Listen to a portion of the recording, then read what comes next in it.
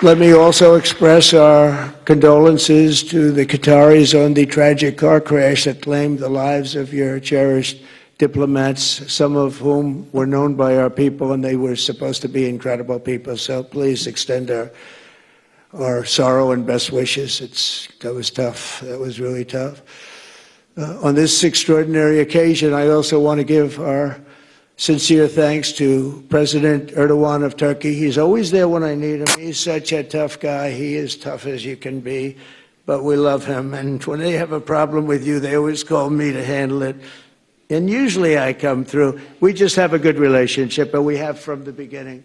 And so I want to thank you very much and say hello to your wife, your beautiful wife. And it's great to be with you. Always there. When I need him, he's always there. Thank you very much, Mr. President. And I also want to thank, I just spoke to him on the phone, His Royal Highness Crown Prince Mohammed, Saudi Arabia, a special friend of mine. Boy, he's come so long and so far, and he's doing a fantastic job for his country. And I want to just thank him. And His Highness Sheikh Mohammed of the United Arab Emirates is here. Where? He's here someplace. Well, he's not here, but he's here in spirit, I can tell you that. And he's been another one. He's been absolutely incredible, and we appreciate it very much. And His Majesty King Abdullah of Jordan, and thank you very much, King Abdul of Jordan. He's here. Thank you. Thank you. Thank you very much. And you really have been a great helper. We appreciate it. Appreciate it. Prime Minister Sharif of Pakistan, and also I have to say my favorite Field Marshal from Pakistan, who's not here, but the Prime Minister is here, and you're going to give his regards. Where are you? There you go. Thank you very much. Do you want to say what you said to me the other day? Come, would you like to say what you said the other day? I think it was so nice. Please. Thank you very much, my dear President Trump, my dear brother President Fath el-Sisi of Egypt, Majesties, Highnesses, Excellencies, ladies and gentlemen, Assalamu alaikum, and a very good evening. Well, I would say today is one of the greatest days in contemporary history, because peace has been achieved after untiring efforts led by President Trump, who is genuinely a man of peace, who has relentlessly and untiringly worked throughout these months, day in and day out, to make this world a place to live with peace and prosperity. I would say that Pakistan had nominated President Donald Trump for Nobel Peace Prize for his outstanding, extraordinary contributions to first stop war between India and Pakistan, and then achieve ceasefire along with his very wonderful team.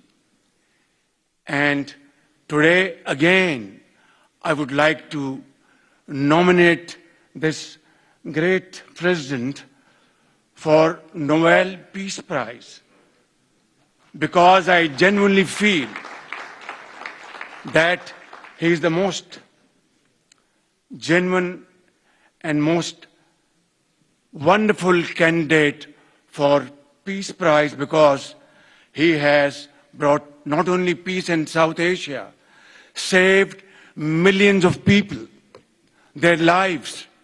And today, here in Sharm el-Sheikh, achieving peace in Gaza is saving millions of lives in the Middle East. Mr. President, I would like to salute you for your exemplary leadership, visionary leadership. And I think that you are the man this world needed most at this point in time.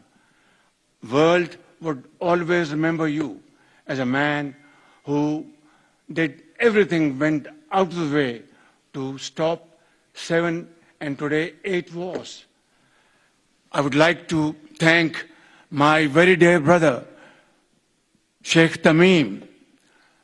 He's Akh al-Shaqiq, who has really worked very hard along with others to achieve peace in this region.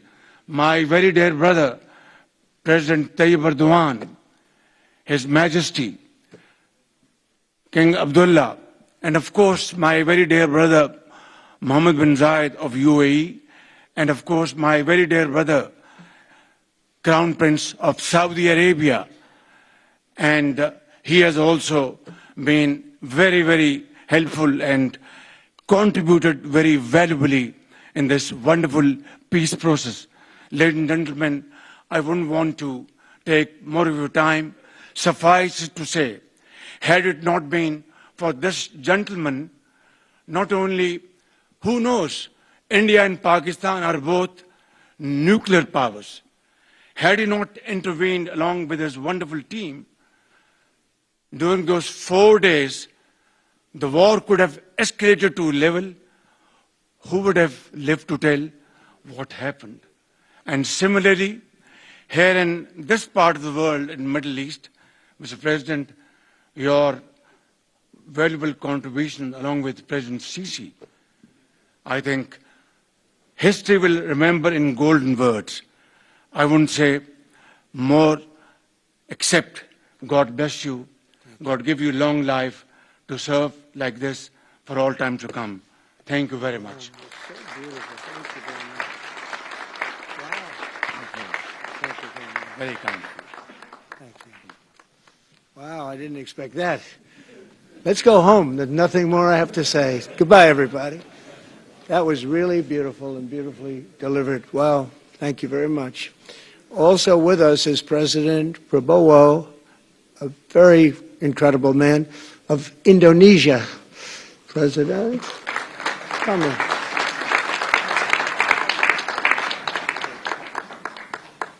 Great job. President Abbas of the Palestinian Authority. See, we have them all. We have them all. Good, great. It's good to have you. And so many others. I have a list here. This first 3 rows and what's standing behind me, I don't know why they chose to stand, but it's there. They're going to be very famous tomorrow, all of them.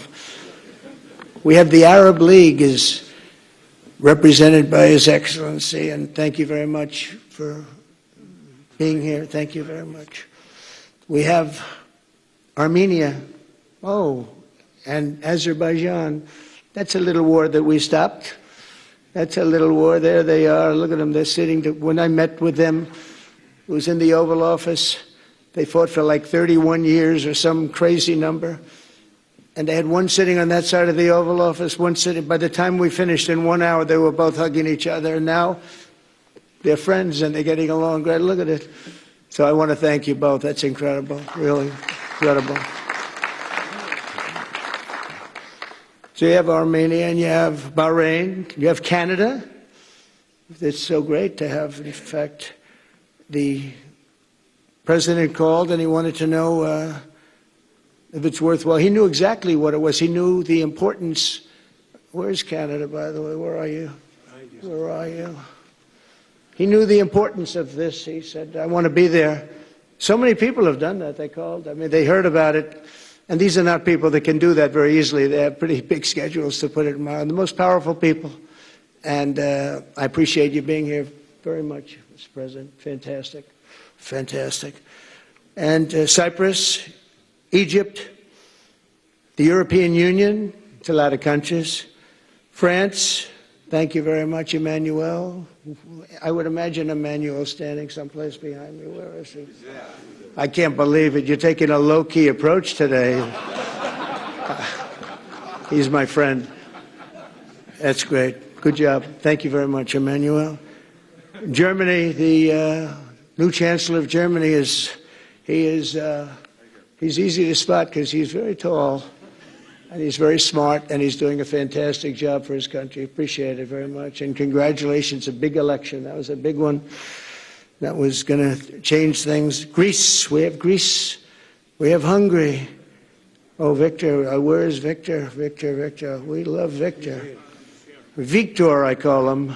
You know, I put the little accent on it. You are fantastic, all right? I know a lot of people don't agree with me, but I'm the only one that matters. You are fantastic. He's a great leader. I endorsed him the last election he had, and he won by 28 points. So you're going to do even better this time. You have another election, and you're going to do great, and we appreciate it, and we're behind you 100%. That's Hungary. India is a great country with a very good friend of mine at the top, and he's just done a fantastic job. And I think that Pakistan and India are going to live very nicely together, right? That's not a very, they are. And they're two great, I'd say, leaders, great leaders as far as I'm concerned. Indonesia, we covered, and I just want to say that that's a big country, a powerful country. It does unbelievably well, and it's great to have you. Iraq, we have Iraq with lots of oil. They have so much oil, they don't know what to do with it. That's a big problem when you have so much, you have no idea what to do with it. So thank you very much thank you very much. Italy, we have a young woman who's, I'm not allowed to say it because usually it's the end of your political career if you say it. She's a beautiful young woman. Now, if you use the word beautiful in the United States about a woman, that's the end of your political career, but I'll take my chances. Where is she? There she is. You don't mind being called beautiful, right? Because you are. Thank you very much for coming. We appreciate it. She wanted to be here, and she's incredible, and they really respect her in Italy. She's a very successful politician. We have Norway. Oh, Norway. Norway. What happened, Norway? What happened? Where's Norway? Where is he? We have Johnny. We're going to the World Cup. I can tell you that. Where's Norway? I don't think he wants to stand. Oh, he's back there. Well, we have Norway. Oman. Again, we have Paraguay. We have really fantastic representative from Saudi Arabia. Thank you very much. I'll tell you what, and this time we'll get you the best seat. He always gets the best seat. He deserves the best seat. But what a great place it is. Spain. Where's Spain? Are you guys working on him with respect to the GDP? We'll get close. We'll get close. But fantastic job you're doing. And UAE, which is great. United Kingdom. Where's United Kingdom? Where's my friend? Where? Come here. Is everything going good? Very good. That's very nice of you here. These people all came in like 20-minute notice, and I think it's fantastic. And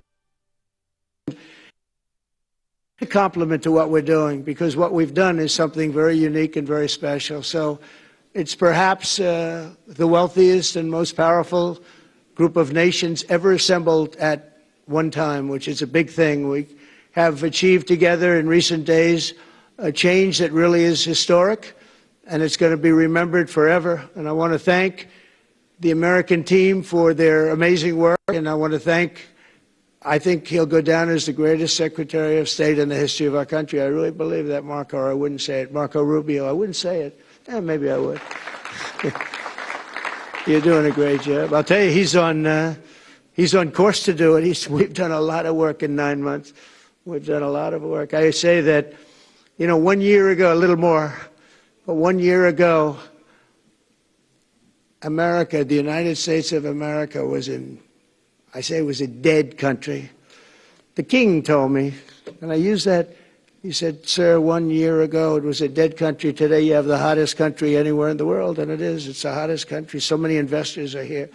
We have over $17 trillion being invested in the United States, which is a record that nobody has ever beaten. I don't think anybody will. And we still have 4 months to go before it's a year. So in 8 months, we have over 17 trillion. We're actually very close to $18 trillion. There's never been, as an example, the previous administration had less than $1 trillion over 4 years. We have, we're close to breaking $18 trillion in 8 months. That's pretty amazing. No country's ever done that. I want to also thank Special Envoy Steve Witkoff and my son-in-law and a great guy, Jared Kushner. And I even have my daughter here, Ivanka. Ivanka, please stand up. Ivanka's here. Wow. Thank you. Thank you, Ivanka. We have a great team, and we have, as you know, General Raisin Kane. We have John Radcliffe. We have Tom Barrack. We have really a lot of good talent. We have Pete Hegseth, who's now Department of War as opposed to Department of Defense. We made a little change. Somehow I like the name better, so do you, so do a lot of people. But the momentous breakthrough that we're here to celebrate tonight is more than the end of the war in Gaza. It's with God's help. It'll be the new beginning for an entire beautiful Middle East. From this moment forward, we can build a region that's strong and stable and prosperous and united in rejecting the path of terror once and for all. We want to get rid of the terror and get on to other things. There are many other things in life that are so good. The final sprint to this deal began less than 3 weeks ago on the sidelines of the United Nations in New York. I met with many of the people in this room, and it all just started coming together. I've known so many of you for so long. You're friends of mine. You're great people. I have a couple I don't like in particular, but I won't tell you who. I have actually a few of them I don't like at all, but you'll never find out who they are. Well, maybe you will, come to think of it. But I have most of you who I like a lot, and I respect a lot. Maybe that's more important. We listened, and we exchanged ideas, and we kept pushing forward until the job was done, and the first steps to peace are always the hardest. And today we've taken them, and we've put them all together, and we've come up with this beautiful mix like nobody thought was possible. And as you know, I've just come from Israel. It was an amazing day to watch the hostages come in and to watch all of the other things and do all of the other things that we did. And like all of us here this evening, the Israeli people are overjoyed that the war has ended. Many of you have had dancing in the streets. They had dancing in the streets. And they've been dancing for weeks now once they heard about this and they heard that it was even a possibility.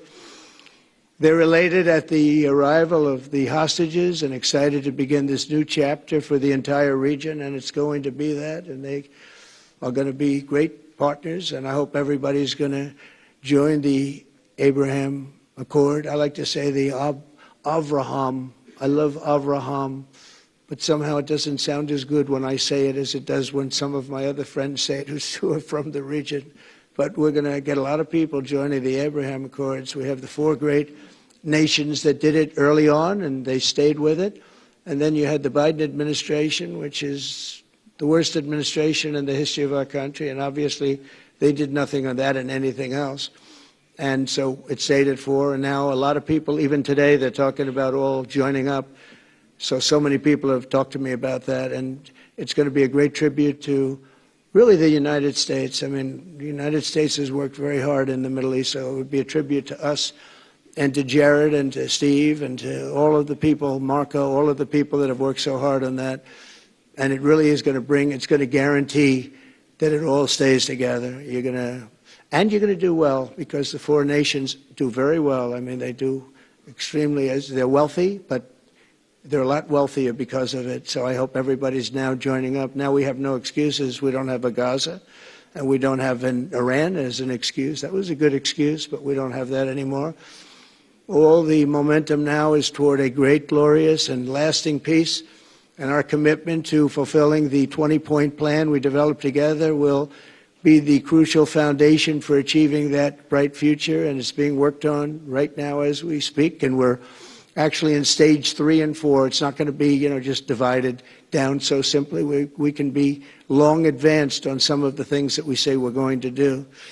We can take them out of order in a positive way, and we've shown how it can be done with responsible nations like the people in this room, these incredible people in this room, setting aside their differences, seeking common ground, and pursuing a better world for all of us. In that spirit, it's my dream that we all get together and enjoy our life. And we're going to put some of you on the Board of Peace. Everybody wants to be on the Board of Peace. They said, would you be the chairman? I say, I'm pretty busy too. But whatever we can do to have peace in the Middle East, it's worth it. But everybody wants to go on the Board of Peace, so we're probably going to enlarge it. We're going to get, and the leaders, the top people, the top leaders, they want to be on the Board of Peace. A beautiful term. At first I wasn't sure, and then I realized how beautiful it is. And for the people of Gaza, the focus now must be on restoring the basics of a good life. We're going to have a lot of money coming into Gaza and a lot of rebuilding and building. It's not so much rebuilding, it's really building, cleaning up and building. And I'm pleased to announce that numerous countries of great wealth and power and dignity have come forward to me just today and over the last week to say they want to help in the reconstruction of Gaza, putting up whatever money is necessary. And the money is, of course, it's a lot of money, but it's not much compared to the value or the wealth of these tremendous countries, and they are ensuring stability and success in the Middle East. So when you think about it, it's a very, very small amount of money is necessary, relatively speaking. And as those commitments are made, I'm going to let the world know who is doing it, because they really deserve great credit for doing it, and they're going to do something that's really monumental. This is a monumental day. This is a monumental moment in the history of the world beyond the Middle East. We've all agreed that supporting Gaza must be done to lift up the people themselves, but we don't want to fund anything having to do with bloodshed, hatred, or terror, as has happened in the past. And for the same reason, we're also agreed that Gaza's reconstruction requires that it be demilitarized and that a new, honest civilian police force must be allowed to create a safe condition for the people in Gaza. As I said earlier, I intend to be a partner in securing a better future. We're going to be working, you're going to be working with the United States, and we're going to make sure that the Middle East is going to be a safe and secure place. It's a very important place in the world, means so much. There were so many people who said the Middle East, and this has been going for many, many decades. I've read it many times, that World War III will begin in the Middle East. It's not going to happen. That's not going to happen. There was a time that you would have thought it could have, but it's not going to happen. There won't be World War III, hopefully at all, but it's not going to start in the Middle East. We're not going to have a World War III if we're smart. There'll never be a World War III. Our work begins right here and right now. From ancient times, this region has been extraordinarily mixed with respect to people, culture, religions, all of the different elements of national characters, unlike maybe anywhere else on earth. And for 3,000 years, there's been conflict. For whatever reason, there's been tremendous conflict, always conflict. But today, for the first time anyone can remember, we have a once-in-a-lifetime chance to put the old feuds and bitter hatreds behind us. And that's why so many people in this room, they didn't get along. Some did, some didn't, but they're getting along now. This has brought the people together. This is the first time the Middle East crisis has brought people together as opposed to driving them apart. And to declare that our future will not be ruled by the fights of the generations past, which is foolish. So together, let us continue in the spirit of cooperation and goodwill that has finally brought us to this incredible, historic breakthrough. If we do, together, we will reach the Middle East's incredible destiny, a safe and prosperous and beautiful crossroads of culture and commerce, faith and humanity and geographic center. This will be the geographic center of the world. So I just want to thank everybody for being here. I want to thank you all for what you've done and for this quick notice. It all came together just at one little period. It just came together. It's the greatest deals happen that way. If you do anything about deals, that's all I've done all my life is deals. The greatest deals just sort of happen. And that's what happened right here. And maybe this is going to be the greatest deal of them all, not just nation building, not just having to do with this or the political whims. This will be maybe the greatest deal of them all, period. And I want to thank all of you and all of these great nations and this region for what it's gone through and all of the fights it's had, or life over death and hope over strife and harmony over hatred. That's what we want. We want it to be that way because together we're going to forge a magnificent, great, and enduring peace. I want to just end by saying God bless you all. God bless the Middle East. God bless your countries. And God bless you. Thank you very much, everybody. Thank you. Thank you very much. Thank you.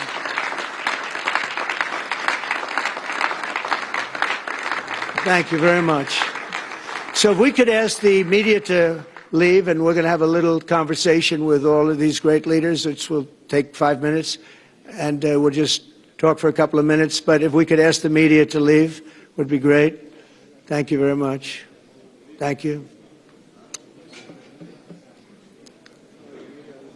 Thank you.